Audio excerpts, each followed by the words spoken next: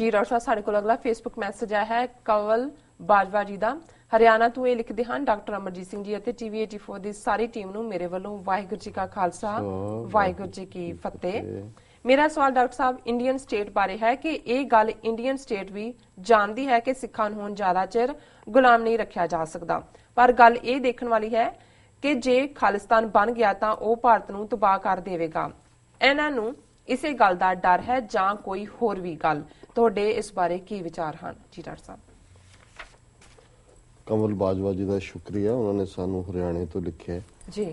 ਉਹਨਾਂ ਦਾ ਇਹ ਕਹਿਣਾ ਹੈ ਵੀ ਇੰਡੀਅਨ ਸਟੇਟ ਇਹ ਵੀ ਸਮਝਦੀ ਹੈ ਵੀ ਸਿੱਖਾਂ ਨੂੰ ਗੁਲਾਮ ਨਹੀਂ ਰੱਖਿਆ ਜਾ ਸਕਦਾ ਜੀ, but at the same time ਉਹਨਾਂ ਨੂੰ ਇਹ ਲੱਗਦਾ ਹੈ ਵੀ ਜੇ ਖਾਲਿਸਤਾਨ ਅਸੀਂ ਬਣਾਇਆ ਤੇ ਬਾਕੀ ਭਾਰਤ ਵੀ ਐਗਜ਼ਿਸਟ ਨਹੀਂ ਕਰੇਗਾ।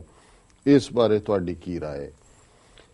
ਦੇਖੋ, ਮੈਂ ਸ਼ਾਇਦ ਅੱਗੇ ਵੀ ਇੱਕ ਵਾਰ ਜ਼ਿਕਰ ਕੀਤਾ ਸੀ ਕਿ ਇੰਸਟੀਚਿਊਟ ਜਿਹੜੀ ਇਹਨਾਂ ਦੀ ਕੈਥੋਲਿਕਸ ਦੀ ਬਹੁਤ ਵੱਡੀ ਯੂਨੀਵਰਸਿਟੀ ਹੈ, ਇੰਟਰਨੈਸ਼ਨਲ ਪੀਸ ਸਟੱਡੀਜ਼ ਪ੍ਰੋਗਰਾਮ ਇਹਨਾਂ ਦਾ ਸੀ ਜੀ। ਉਹਦੇ 'ਚ ਉਹਨਾਂ ਨੇ ਇੱਕ ਵਾਰੀ ਇੱਕ ਇਕੱਠ ਰੱਖਿਆ, ਉਸ ਦਾ in charge international peace studies programme ਦਾ ਡਾਕਟਰ ਸਕਾਟ ਜਿਹੜਾ ਉਹ ਮੌਜੂਦ ਸੀ ਤੇ ਉਹਨੇ ਮੈਨੂੰ 1-to-1 ਗੱਲਬਾਤ ਦੇ ਵਿੱਚ ਪੁੱਛਿਆ ਕਿ ਸਿੱਖ ਬ੍ਰੈਡ ਬਾਸਕਟ ਨੇ, ਸਾਰੇ ਭਾਰਤ ਨੂੰ ਖਵਾਉਂਦੇ ਨੇ, ਉਹ ਆਮ ਉਹਨਾਂ ਦੀ ਲੋ ਬਾਜ਼ੂ ਨੇ, ਡਿਫੈਂਡ ਕਰਦੇ ਨੇ, ਸਿੱਖਾਂ ਨੇ ਲਿਬਰੇਟ ਕਰਾਇਆ ਮੁਗਲਾਂ ਤੋਂ, ਅਫਗਾਨਾਂ ਤੋਂ ਜੀ, ਤੇ ਇਹ ਤੁਹਾਡੇ ਪਿੱਛੇ ਕਿਉਂ ਪਏ ਹੋਏ ਨੇ? ਹਾਲਾਂਕਿ ਸਿੱਖ ਇੱਕ ਐਸੈਟ ਨੇ ਭਾਰਤ ਦਾ ਔਰ ਤੁਹਾਨੂੰ ਤਾਂ ਇਹਨਾਂ ਨੂੰ ਇਸਤੇਮਾਲ ਕਰਨਾ ਚਾਹੀਦਾ ਸੀ ਟੂ ਦਾ ਹਿਲਟ।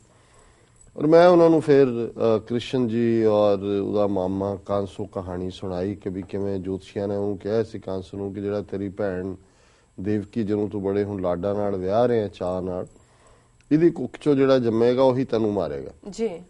ਔਰ ਉਹਨੇ ਫਿਰ ਉਹਨੂੰ ਭੈਣ ਤੇ ਭਾਈਏ ਨੂੰ ਜੇਲ੍ਹ ਦੇ ਵਿੱਚ ਹੀ ਰੱਖਿਆ। ਜਿਹੜਾ ਵੀ ਬੱਚਾ ਉਹ ਜੰਮਦੇ ਉਹਨੂੰ ਪਟਕ ਕੇ ਮਾਰ ਦਿੰਦਾ, ਬਟ ਅਖੀਰ ਕਹਾਣੀ ਹੈ ਵੀ ਕਿਵੇਂ ਕ੍ਰਿਸ਼ਨ ਘੜੇ ਦੇ ਵਿੱਚ ਬਾਹਰ ਨਿਕਲ ਗਿਆ ਔਰ ਫਿਰ ਉਹਨੇ ਅਲਟੀਮੇਟਲੀ ਮਾਰਿਆ ਉਹਨੂੰ। ਸੋ ਮੈਂ ਕਿਹਾ ਜੀ ਇਹ ਜਿਹੜੀ 4000 ਸਾਲ ਦੀ ਇਹਨਾਂ ਦੀ ਵਿਚਾਰਧਾਰਾ ਹੈ, ਆਈਡੀਓਲੋਜੀ ਹੈ, ਬ੍ਰਾਹਮਣਵਾਦ ਦੀ, ਜ਼ਾਤ ਪਾਤ ਦੀ, ਨਫ਼ਰਤ ਦੇ ਉੱਤੇ, ਊਚ ਨੀਚ ਦੀ, ਜਿਹੜੀ ਸਿੱਖੀ ਦੀ ਵਿਚਾਰਧਾਰਾ ਹੈ, ਬਰਾਬਰੀ ਦੀ ਗੱਲ, ਇਹ ਇਹਨਾਂ ਨੂੰ ਪਤਾ ਹੈ ਵੀ ਇਹ ਵਿਚਾਰਧਾਰਾ ਸਾਡੇ ਲਈ ਕਿਲਰ ਹੈ। ਔਰ ਇਸ ਲਈ ਉਹਨਾਂ ਨੇ ਪਹਿਲੇ ਦਿਨ ਤੋਂ ਹੀ, ਜਦੋਂ ਉਹਨਾਂ ਨੇ 10-11 ਸਾਲ ਦੇ ਬਾਲਕ ਗੁਰੂ ਨਾਨਕ ਸਾਹਿਬ ਨੂੰ ਉਸ ਜਨਾਊ ਦੇ ਨੂੰ ਚੈਲੰਜ ਕਰਦਿਆਂ ਦੇਖਿਆ ਔਰ ਉਸ ਤੋਂ ਬਾਅਦ ਹੀ ਉਹਨਾਂ ਨੇ ਤਾਂ ਉਦੋਂ ਹੀ ਫੈਸਲਾ ਕਰ ਲਿਆ ਸੀ ਕੰਧ ਸਾਹਿਬ ਦਾ ਮੁਕਾਮ ਕਿ ਭਾਈ ਕੰਧ ਸੁੱਟ ਕੇ ਹੀ ਮਾਰ ਦਿਓ, ਨਾ ਰੇ ਬਾਂਸ ਨਾ ਵੱਜੇ ਬੰਸਰੀ। ਔਰ ਜੇ ਤੁਸੀਂ ਲਗਾਤਾਰਤਾ ਨਾਲ 10 ਗੁਰੂ ਸਾਹਿਬਾਨ ਦੇ ਜੀਵਨ ਇਤਿਹਾਸ ਨੂੰ ਦੇਖੋ 45 ਅੱਖ ਨਾਲ ਕਿ ਕਿਵੇਂ ਹਰ ਗੁਰੂ ਸਾਹਿਬ ਦੇ ਵੇਲੇ ਉਹਨਾਂ ਨੇ ਸਟੇਟ ਪਾਵਰ ਇਨਵੋਕ ਕਰਨੀ ਚਾਹੀਦੀ, ਕਿਉਂਕਿ ਉਦੋਂ ਬ੍ਰਾਹਮਣਵਾਦੀਆਂ ਕੋਲ ਆਪਣੀ ਪੋਲੀਟੀਕਲ ਪਾਵਰ ਨਹੀਂ ਸੀ ਜਿਵੇਂ 47 ਦੇ ਵਿੱਚ। ਉਹਨਾਂ ਨੇ ਸਟੇਟ ਪਾਵਰ ਵਰਤਣੀ ਚਾਹੀਦੀ ਤਾਂ ਕਿ ਸਟੇਟ ਪਾਵਰ ਦੇ ਰਾਹੀਂ ਕ੍ਰਸ਼ ਕਰਾ ਦਿਓ ਸਿੱਖਾਂ ਨੂੰ। ਤੇ ਹੁਣ 47 ਦੇ ਵਿੱਚ ਉਹਨਾਂ ਕੋਲ ਆਪਣੇ ਕੋਲ ਸਟੇਟ ਪਾਵਰ ਆਈ। ਉਹਨਾਂ ਨੇ ਪਹਿਲਾਂ ਤਾਂ stroke of the pen Hindu ਬਣਾਇਆ, ਫਿਰ ਕ੍ਰਿਮੀਨਲ ਟ੍ਰਾਈਬ ਤਾਂ ਐਲਾਨਿਆ ਹੀ ਸੀ, ਫਿਰ 37 ਸਾਲ ਬਾਅਦ 47 ਤੋਂ ਜੂਨ 84 ਟੈਂਕਾਂ ਤੋਪਾਂ ਦੇ ਨਾਲ ਉਹਨਾਂ ਨੇ ਕਿਹਾ ਜੀ ਮੁਕਾ ਹੀ ਦਿਓ ਸਾਰੇ। ਔਰ ਉਸ ਤੋਂ ਬਾਅਦ 30 ਸਾਲ ਦੀਆਂ ਨੀਤੀਆਂ ਇਸੇ ਲਾਈਨ ਤੇ ਨੇ।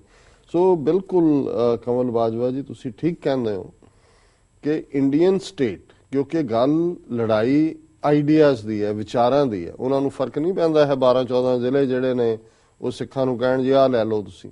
60-70 ਹਜ਼ਾਰ ਸਕੁਅਰ ਮਾਈਲ ਟੈਰੀਟਰੀ ਚੀਨ ਨੂੰ ਨਹੀਂ ਸਰੈਂਡਰ ਕੀਤੇ ਇਹਨਾਂ ਨੇ 62 ਚ।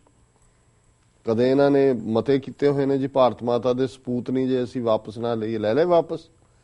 ਲੇਕਿਨ ਜਿਹੜਾ ਅਸਲ ਰੀਜ਼ਨ ਹੈ ਉਹ ਵਿਚਾਰਧਾਰਾ ਦਾ।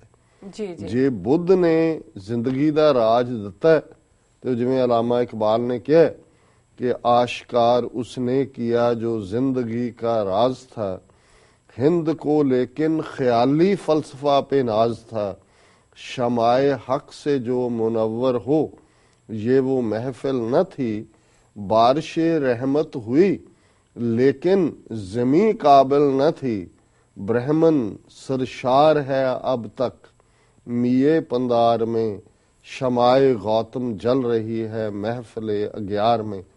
ਹੁਣ ਇਹ ਹੈ ਕਿ ਵੀ ਬੁੱਧ ਦਾ ਫਲਸਫਾ ਤੇ ਇਹ ਖੁਸ਼ਕ ਫਲਸਫਾ, ਔਰ ਉਹਨਾਂ ਨੇ ਫਿਰ ਬੁੱਧ ਦਾ ਐਸਾ ਮੁੱਕੂ ਠੱਪਿਆ ਬੁੱਧ ਦੇ ਥਾਟ ਦਾ ਕਿ ਅੱਜ ਵੀ ਬ੍ਰਾਹਮਣ ਉਸ ਧਰਤੀ ਦੇ ਉੱਤੇ ਜਿਹੜਾ ਹੈ ਉਹ ਹੰਕਾਰ ਦੇ ਵਿੱਚ, ਮੀਏ ਪੰਦਾਰ ਦੇ ਵਿੱਚ ਜਿਹੜਾ ਆਫਰਿਆ ਹੋਇਆ ਤੇ ਗੌਤਮ ਦੀ ਗੱਲ ਬਾਹਰਲੇ ਮੁਲਕਾਂ 'ਚ ਤਾਂ ਹੈ ਮਹਿਫਿਲ ਅਗਿਆਰ 'ਚ, ਉੱਥੋਂ ਗੱਲ ਮੁਕਾ ਦਿੱਤੀ। ਸੋ ਬੁੱਧ ਤੋਂ ਬਾਅਦ ਗੁਰੂ ਨਾਨਕ ਸਾਹਿਬ ਨੇ ਉੱਥੇ ਇਸ ਫਲਸਫੇ ਨੂੰ ਚੈਲੰਜ ਕੀਤਾ, ਬ੍ਰਾਹਮਣ ਦੇ ਥਾਟ ਨੂੰ। ਜੀ। ਔਰ ਹੁਣ ਇਸ ਵੇਲੇ ਇਹ ਲੜਾਈ ਵਿਚਾਰਾਂ ਦੀ, ਜਿਸ ਨੂੰ ਕ੍ਰਸ਼ ਕਰਨ ਦੇ ਲਈ ਸਿੱਖ ਕੌਮ ਨੂੰ ਸ਼ਾਸਤਰ ਤੇ ਸ਼ਸਤਰ ਦੋਨਾਂ ਦਾ ਇਸਤੇਮਾਲ ਪਿਛਲੇ 67 ਸਾਲ 'ਚ ਉਹਨਾਂ ਨੇ ਕੀਤੇ। ਜੀ ਜੀ। ਸੋ ਇਹ ਬਿਲਕੁਲ ਠੀਕ ਹੈ ਕਿ ਉਹਨਾਂ ਨੇ ਈਜ਼ੀਲੀ ਕੀ ਕਿਸੇ ਵੀ ਹਾਲਤ 'ਚ, ਕਿਉਂਕਿ ਖਾਲਿਸਤਾਨ ਡੈਥ ਬੈਲ ਹੈ ਉਹਨਾਂ ਦੇ ਲਈ, ਕਿਉਂਕਿ ਸਿੱਖ ਥਾਟ ਜੇ ਉਸ ਧਰਤੀ ਦੇ ਉੱਤੇ ਆਪਣਾ ਵਿਚਾਰਧਾਰਕ ਇੱਕ ਆਧਾਰ ਜਮਾ ਲੈਂਦਾ ਹੈ ਪੋਲੀਟੀਕਲ ਪਾਵਰ ਦੇ ਨਾਲ, ਤੇ ਫਿਰ ਕੋਈ ਵੀ ਜਿਹਨੂੰ ਬਰਾਬਰੀ ਨਜ਼ਰ ਆਏਗੀ, ਜਿਸ ਨੂੰ